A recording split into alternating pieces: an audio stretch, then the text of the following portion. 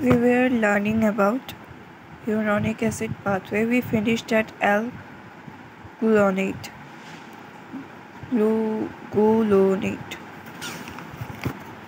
Here, L-gluconate then transfer into two organic molecule, 3-keto-L-gluconate and L-gulonolactone.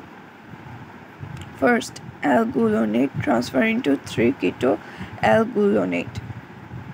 এখানে একটা reaction হয় NAD+ থেকে NADH এবং H+ পরিণত হয়। তার মানে বোঝা যাচ্ছে এখানে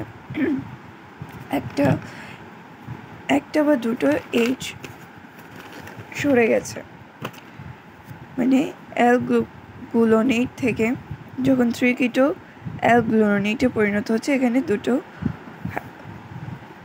হাইড্রোজেন সরে যাচ্ছে। আমরা এখানে দেখতে পারবো 1, 2, 3 নম্বর কার্বনে এই দুটো H গ্রুপটা H হাইড্রোজেন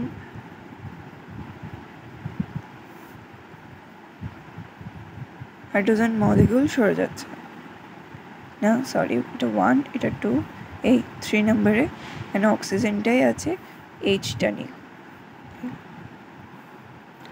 এরপর 3-keto-L-gluconate থেকে xylitol dehydrogenase এনজাইমের সহযোগিতায় help of xylitol dehydrogenase L-xylose পরিণত হয়।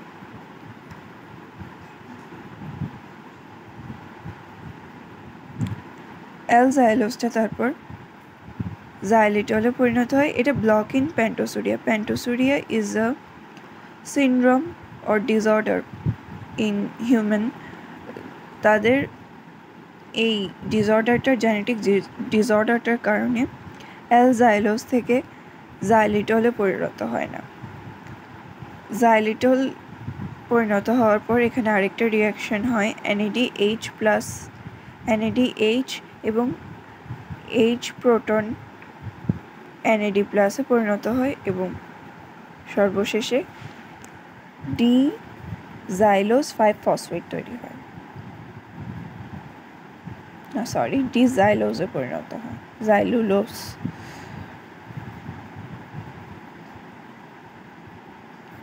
এরপর এখানে বলছিলাম আরেকটা দুইটা মলিকিউলে তৈরি হয়। একটা ছিল L-gluconolactone।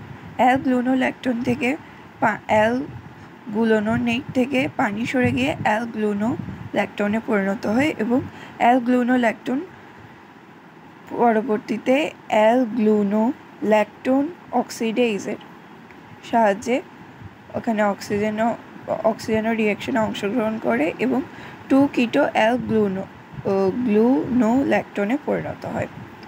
এখানে একটা কথা, এই রিঅ্যাকশনটা প্রাইমেট গোষ্ঠীতে বন্ধ হয়ে যায়।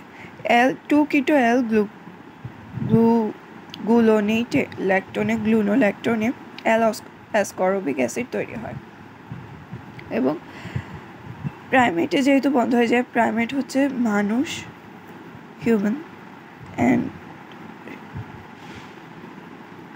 মাঙ্কি ক্যাটাগরিতে যেসব আছে বিভিন্ন ধরন, তাদের ক্ষেত্রে এটা বন্ধ হয়ে যায়, যার কারণে মানুষরা L-ascorbic অ্যাসিড তৈরি করতে পারে না বডিতে। আমাদের ভিটামিন L, আমরা জানি ভিটামিন C হচ্ছে L-ascorbic অ্যাসিড, আর এটা আমাদের বাইরে থেকে মানে খাবারের মাধ্যমে শরীরে নিতে হয়।